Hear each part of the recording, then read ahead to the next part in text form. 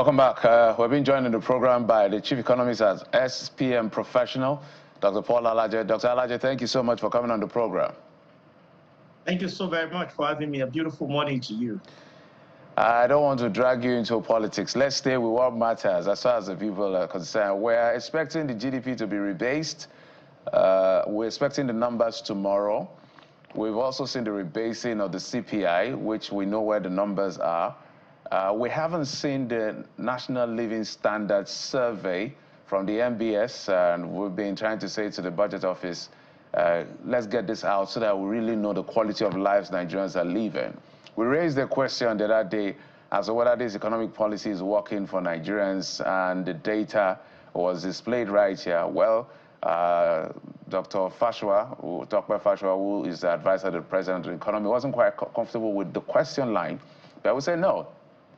The people are the employers of the government, and so they have a responsibility to always question how well whatever you're serving them is affecting their well-being. So I want you to maybe start with an overview of your assessment so far and this issue around debt and no debt issue. We're going to get to that in just a moment. Okay, thank you so very much. I must say that when we speak the performance of economy or review of economy, economics, we have parameters that we use or indicators. So first of all, it's important to observe those indicators. Number one will be what is happening to GDP. And the GDP in itself is a limited way of measuring any economic performance. That is why we will not stay with that. So it's important to measure it alongside with development. But we are looking at a snap view of the economy. We look at what is happening to GDP. Nigeria's GDP is positive, is currently above 3%. What that means is that, yes, we have seen economic growth rate, but like I mentioned, it is not sufficient to know whether the economy is completely healthy or not. So you look at what is happening to inflation. Inflation is above 20%. In fact, it's above 23%. And what I'm saying does not mean that this administration is the reason why the inflation is 23% or is less. I want people and viewers to see this purely as educational conversation and not political. Please, it's important. If not, it will make economists not to be comfortable to have public discourse and public debate. So inflation is over 23%. What Nigeria should have is between 6 to 9%. What the president hoped he has is about 15% when he made his budget presentation and when he discussed with the nation on Nigeria's budget. So we are still some points, we are still around 8% away from what he projected. And of course, we know that one of the major reasons why we had that reduction in inflation was because we rebased the number. So we have 8% to go to 15% of his vision. But in the real sense, we have 13% to go or 14% to go to what the goal of Nigeria economy should be, single-digit inflation. So when you look at unemployment, well, unemployment, depending on parameter we want to use. If you are still using 20 hours parameter, we are still doing over 30%. But when you are using the parameter of who can get a job only for 1 hour in a whole week, then I can tell you that we are doing around 4%. So it depends on the number. And if you are looking at 1 hour a week, you should not have less than 2%. If you are looking at 40 hours, you should not have less than 5%. Then when you look at our exchange rate seems to have stabilized. Now, the goal of exchange rate is stability. The stability has been confirmed when Nigerian bank now says that you can do international transaction with your debit card. What that means is that perhaps there are some availability of FX that can help in responding to Nigeria's essential demand, which I think is encouraging. What we need to work on, however, what I expect the president should do in the 2 years that remains in office is how do we boost export? Honestly, less is spoken about exports. We cannot have this economy in isolation if we are not so energetic about export. The low-hanging fruit here is oil. And I know a lot of people want to sound really very political. No, let's look for non-oil exports. Nothing is wrong if you wrap up with your oil output and you increase investment in the same. Apart from that, you boost what you're doing. So it will really go. We cannot be doing 1.4 million barrels a day or 1.6 million barrels a day. whichever number, we must do not less than 2 million barrels a day. We saw what happened to oil prices shortly before Israel-Iran war. We saw what happened to the prices. Now the prices are back relatively up. No, but with that, what is our output? Because for you to have revenue, you must combine your quantity and your pricing together to have substantial revenue. So for that, we are still not getting to the point where we should be. Then you now look at what is happening to, I look at the two monetary policy, of course, which is inflation and what we call it now. What is happening to inflation and what is happening to exchange rates. When you look at what is exchange rate, I've mentioned the position of that. Then the trade authority is your trade. The fiscal authority, you might want to look at other parameters. For instance, education, you want to look at what is happening to health. There are a few other parameters that are not core parameter. But for these other few parameters, you know that we still have a lot to do in investment. Now, when you look at it overall, it is easy to say President Tinubu economy policy. Yes, it has hurt a lot of people. That's the truth. It has hurt a lot of people. But on the other side, government now has more revenue to spend. The question is, with this revenue that is available, how is it impacting the economy? My advice to the president and to the governors will be, as much as you are getting this revenue, your recurrent expenditure must remain the same. What must improve or grow marginally by what you need to pay, maybe civil service, what must grow significantly, I beg your pardon, it's your capital expenditure. But is this what we are seeing? Are we seeing sporadic improvement in capital expenditure? In the 37 subnational, maybe 7 of them. For the 7 of the subnational out of the 37, which means I'm including the FCT, I've seen sporadic improvement. For 30, part of this money is going into debt service. That is why you are not seeing them borrow money. And I said we need to be very wary of the issue of debt because of money illusion. We are earning more money, but ask states and the federal government that are borrowed in the dollar, convert what they have borrowed in the dollar in years before, 5, 10, 15 years. That money, those monies they borrow are now really huge. The more you devalue your currency, yes, you get more in revenue, but your debt will be huge. Your debt will be intimidating. That is what we are saying. And I want to tell you that between now, 2025, to before election in 2027, I can almost bet it, except there are economic intervention here and there, our national debt may surpass 200 trillion naira. Our national debt may surpass 200 trillion naira. Are we able to finance it? Are we not going to come back to where we were at the time where we have huge debt?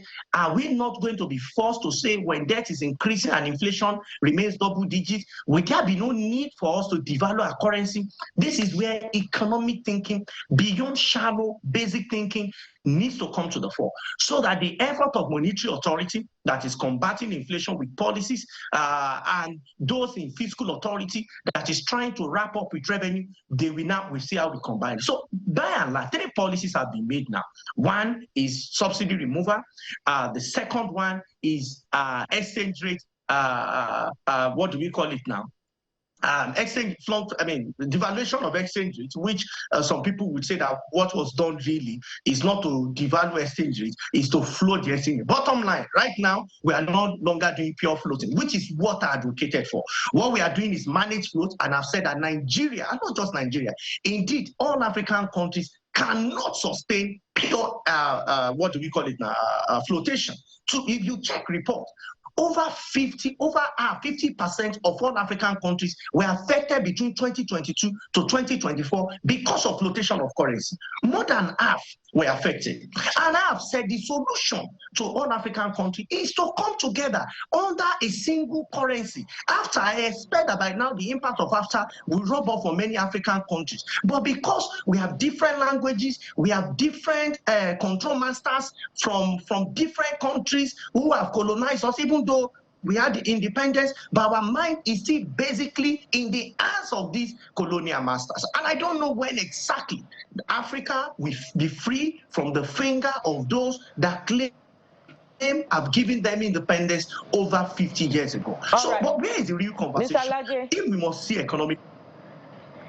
Yeah, I know if we left you, you could go on. And I'm glad that at some point you began to talk about the debt. And, you know, that came up in conversation yesterday on our sister political program with an arch supporter of the president, Mr. Reno Mokri, putting it out there that it is not true that our debt is to the tune of 170 trillion naira.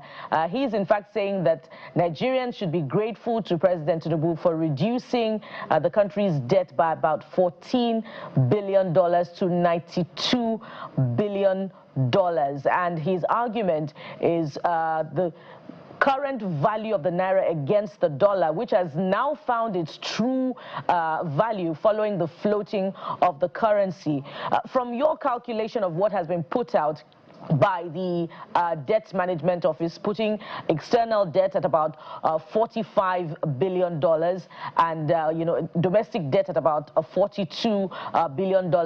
What exactly is the current the country's external debt stock and current debt stock? We know that the administration has paid off $3.2 billion IMF loan, but that's what we know. We do not know of any other reduction. So in line with the current realities of the debt to revenue ratio, what is Nigeria's exact debt? Okay, well, I think Debt Management Office will be able to give us some numbers clearly. But what I know is that for the debt profile, it will be based on the way with which we are retiring and we are collecting new loans. By 2027, it's almost certain we will cross the band of 200 trillion naira. Now, the question is, should we be looking at it in the dollar or we should be looking at it in the naira? The question again is, how are we paying back? Which economy is giving us revenue that we use to service and we use to retire these debts? The economy is Nigeria economy. The currency in Nigeria economy is the naira. So when you look at that, you now compare it again with the dollar. Now, if you look at why do we have so much in the naira, and according to your guests, they say that, oh, we might have even reduced some of the debt profile that we have. It might not be totally wrong, but it may not be completely correct. This is because when you compare, you look at two sides. What made us have huge debts is because, in naira terms, is because we devalue the exchanges. If we are not devalued, we might not even have enough money, according to the argument that is coming from that side, to give to the state, to do a number of things that we ought to have done. So it becomes very imperative to balance it. Yes, we have done this much, but the question is, when you look at 2025 budget, how much is debt service in that budget? And when you are seeing 2026 budget, the debt service what is the shortfall in the budget between between revenue and expenditure might even be larger. Why? Because we need to figure out exactly how to make more revenue, how to make this economy become more productive. So until we are able to reduce that gap, which I believe we can, which I hope we do, then we can say that our economy could be better for it. So yes, capital is, what's it called now?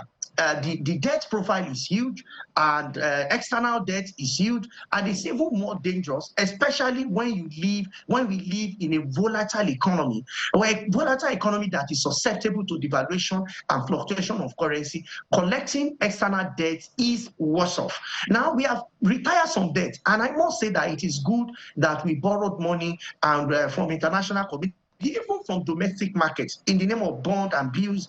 When we promise we will pay, we should pay, and that is what we have done. But please mark you, as much as we pay that debt, this next day, if it was even in your on your TV screen that I saw this, the next day, and I went to read about it, we started seeing line scrolling, Nigerian raising bonds and treasury bill. It means that we are in the market to play. Collecting debt is in that we are in the market to play, to borrow new funds and so on and so forth. So don't make it's not anything political. It is what it is. We borrow money to run some economy, and when the revenue comes back, either from crude or from taxes or from charges, gets back to government will use the same to pay back. We are saying, what is the balance? The balance now, according to the National Bureau of Statistics, is huge. It's over 150. It's going to 100, I think 170, if I'm very correct with the numbers now, trillion naira. We're saying that for us to sustain this, we have to be very clear as to where the monies will come from. We have to be very clear as to working with the federation, because the money is not just from federal government, even though federal government has the significant part of the money is accountable to the federal government. And I must also give credit here, because the rate at which states borrow money has significantly reduced. State borrowing has significantly reduced. Whether we are able to sustain that in the next 3 to 4 years is another conversation entirely. Mr. Laje, it's almost like they pick and choose when it comes to different issues. So when you want to defend this, you use the old dollar rate and say, no, if you use the old, come on, when you go to the market, they don't give you prices at the old dollar rate. They give you prices at the current dollar rate. Everything is at the current dollar rate. So it's almost very funny when you see people picking and choosing. So does that mean then that the money is being given to the governors is also reduced in that sense? Because it's basically saying the value has actually reduced. But you know, let's put that aside and talk about what really concerns Nigerians, because there's an existential threat now. A lot of people cannot afford the basic things, and these are things that should really not be a problem, right? Things like food, transport, basic. Those are the things that shouldn't be a headache. I mean, in other climes, you have transportation free to a large extent, subsidized. Food, at least you're sure that you'll get some food, even if you're at the lowest rung of the ladder. But even with the classification that Nigeria is now lower middle income, you realize that a lot of people, the majority, are struggling to even afford the basics. And this is, I mean, if you look at it politically, which you can't help but look at it from that perspective, 2 years plus into this government, 10 plus years into the APC government, but primarily, this is a government that is meant to deliver on those basics. Let's look at the dashboard for a moment and look at this as an emergency situation. A patient is dying. What needs to be done now to at least stabilize the patient to ensure that you can afford the basics for the average Nigerian, that is? Our economic miracle, especially when it comes to food, lies in food-producing zones. Plateau, Benue, and a few other producing zones. The truth is that we must make a decision whether we want to stamp out insecurity in our nation, especially for the purpose of food. I know Bureau of Statistics is telling us that our food inflation number is improving. I must tell you, as a researcher, we are going to the field, and there are real concerns, things to be bothered about regarding insecurity and how that is affecting food. I must give kudos to the Nigerian military for what they've done, because it could even get worse. But I am saying that we need to change our strategy. Whether the strategy will be to create special producing zones in those same environment, maybe not in so part in the interland where there are insecurity, but to provide some kind of covers and create special producing zones. I said this before President Tinubu was went to office, that create farm ops because of possible evil that we have seen. I'm using just these 2 states as example. It's not different from some other states. And I've seen reports from Maiduguri and so on and so forth. And also, let me put a caveat. I'm not saying insecurity started today, because people start coming and say we did not start today. I know, I'm aware. When we say we want to get to office, we are saying we want to solve the problem. So to solve the problem, we have a responsibility to ensure that food output are consistent, food output are humongous, food output are sufficient. Now, to do this, to our mind, we feel that what we need to do is to create food special zones, maybe in some local government where we provide some security cover and send those who have no work. A lot of Nigerians say, so we are unemployed, we are underemployed. But if government can arrange this, and let me say this is not the first place in the world that arrangement we hold. So let me also say that this administration will not be the first to do it. Chief Obafemi Awolowo practice the same thing, and you see the kind of food output the Western region had. Then it was repeated in the north. It was repeated in the Eastern Nigeria of the early time when we first had when we had our independence. But over time, because of military intervention, we did away with those. We feel that we want to form a federal system of government that people will come with begging bowls. Unfortunately, the begging bowl leaks. So now we said that we want to have some level of federalization, where all the states should have their money, they should invest, but we can't even have control. There's nothing the president can do. If a governor says, what I want to spend my money on is to spend my people on religious trip to Jerusalem or to Mecca, if that is what he wants to do, what will the president do? Constitution does not give him the power.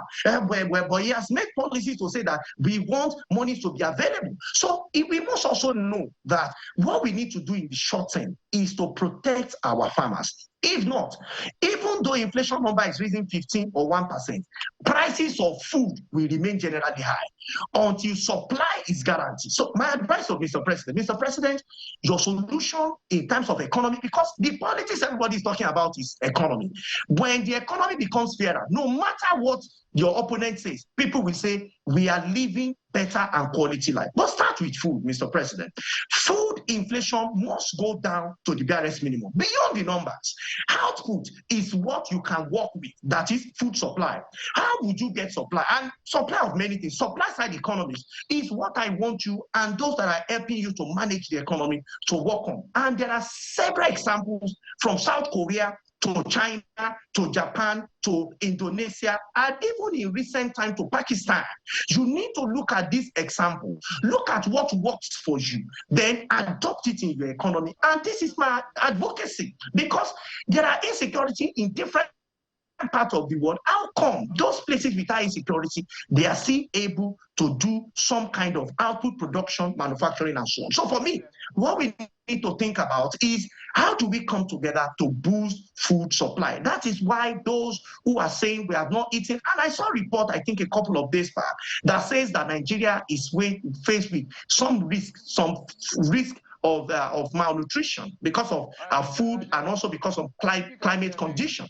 For us to not to face with some level of drought or hunger and deprivation, it's important for us to consider food supply right now. But beyond that, there's something I mentioned in all my media presentation. It has been that, one, we must do everything to ensure that as an economy, we move from economy that is dependent on other nations to the one that can sell to other nations. And what does that mean? We need to wrap up with power production, a generation, distribution, or even we have states now have rights to have their own gencos. We need to look at how do we make all of this work. And the truth is that we need investment. If those who have the right under previous administrations to distribute power to us or to generate power to us, they are not capable, please let us humble ourselves. Hear me, Dr. Alaje. Organizations globally that are able to generate this power and make it available for Nigeria, especially in our especially in our industries, for our manufacturers, so that the vision of President Nigerian Force, I saw it. How will it materialize? Can you hear me, Dr. Alaje? Our shortages. Thank you so much.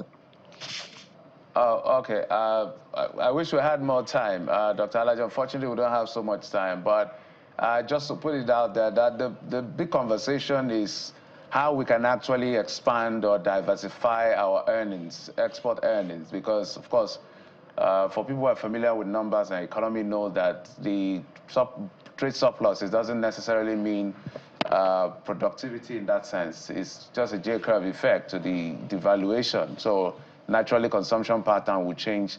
And when you look at the aggregation, whatever we're earning before by our exchange rate today is just going to keep the numbers going up. So that's, I call it the illusion of numbers. And that's one of the things I wanted us to talk about in terms of our export earnings and diversification again. But we don't have any more time. Dr. Paul Alaje is the chief economist at SPM Professionals. Thank you so much for coming on the program. We appreciate it.